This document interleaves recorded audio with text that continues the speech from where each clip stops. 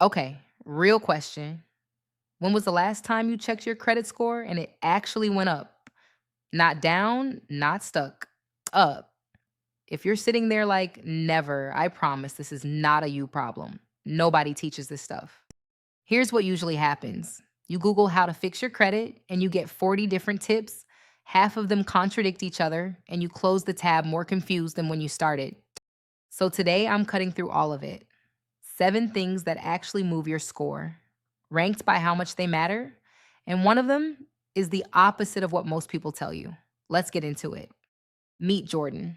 Jordan is 26, works full time, pays for everything on time, and his score was stuck at a low number for 2 whole years. And he did what a lot of us do: he just avoided looking at it, because every time he did, nothing had changed and it made him feel behind. But here's the thing Jordan didn't know: he was doing 2 things that were quietly holding his score down, and neither of them had anything to do with how much he earned. Fixing them took him about 90 days. So before the list, you need the map. Your credit score is built from 5 things, and they are not equal. Payment history is 35%. How much of your available credit you're using is 30%. The age of your accounts is 15%. New credit is 10%. And your mix of credit types is the last 10%. Look at those first 2 numbers: payment history and how much you owe. Together, that's 65% of your entire score. So if you only fix 2 things, fix those. Everything else is bonus points. Okay, now that you can see the board, here's how you actually win it. Starting with the one that matters most. Number one, and this is the big one: pay every single bill on time and take yourself out of the equation. Set up auto pay for at least the minimum on every card and every loan you have. One late payment can knock serious points off, and it can sit on your report for up to 7 years. That's a really expensive way to learn a lesson you can skip entirely. Auto pay the minimum, then pay more on top when you can. Number two, keep the amount you owe well below your limit. This is called your utilization, and it's your balance divided by your credit limit. The rule people repeat is stay under 30%.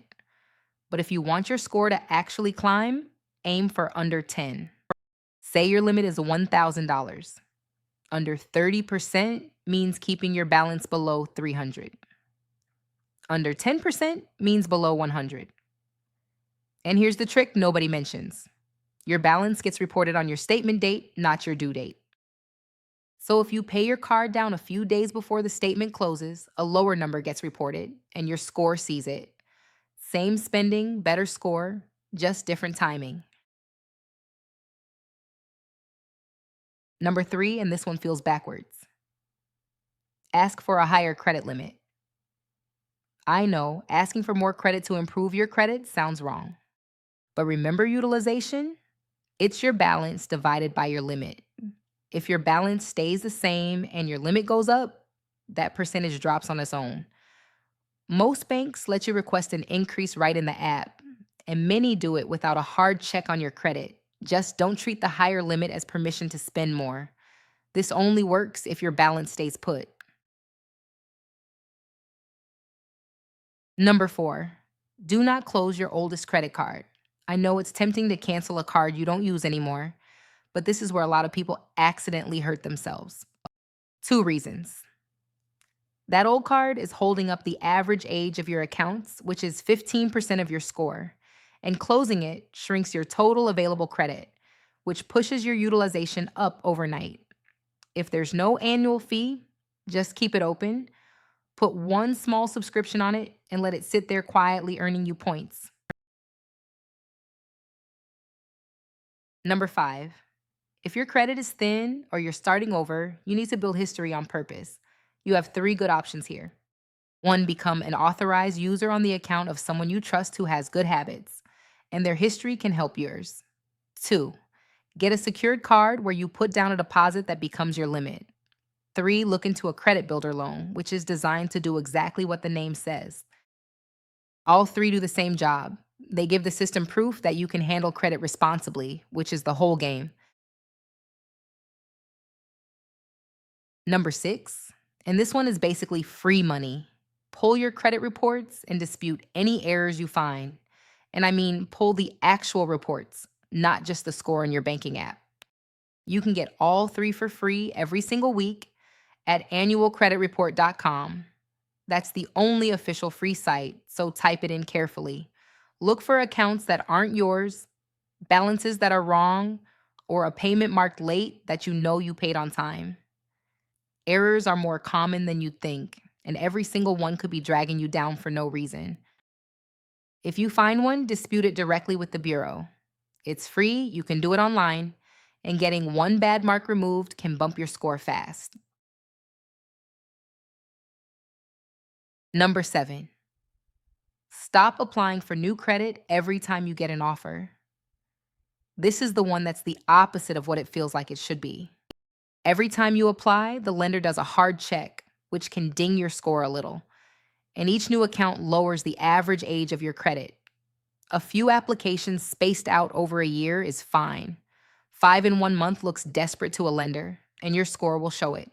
If you're planning something big like a car or an apartment soon, go quiet on new applications for a few months first.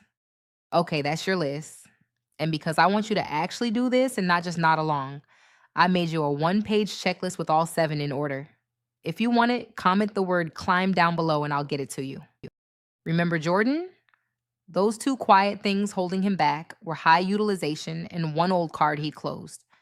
He set up auto pay, paid his cards down before the statement closed, and left his remaining cards open. 90 days later, his score jumped over 60 points.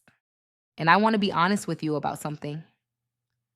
Your credit score is not a measure of your worth as a person. It is just a number that measures one thing: how you handle borrowed money. You are not behind. You just weren't given the map. Now you have it. Next time, we're talking about how to actually pay off credit card debt when there's barely any extra money left at the end of the month. It's the video I wish someone made for me. So make sure you're subscribed so you don't miss it. You've got this. Keep figuring it out, and I'll see you in the next one.